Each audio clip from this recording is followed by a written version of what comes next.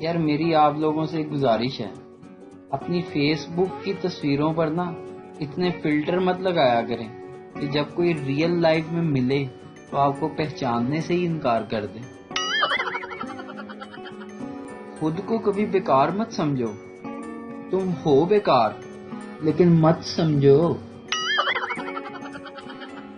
दो औरतें बातें कर रही थी, पहली बोली पता है, दूसरी बोली हाँ हाँ पता है, लेकिन बता दो तुम भी अपना शौक पूरा कर लो। कभी कभी बीवियां बेइज्जती करने से पहले ऑफिशियल इजाजत भी लेती हैं, अगर बुरा ना माने तो कुछ कहूं। जज, तुमने किसका कत्ल किया है? मुल्जिम, अपने दोस्त का।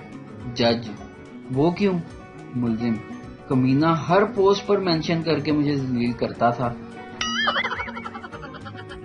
मैं सोचता था कि मोहब्बत से बड़ा कोई दुख नहीं, फिर अचानक मेरा गोडा मंजी दे पावे नाल वजया।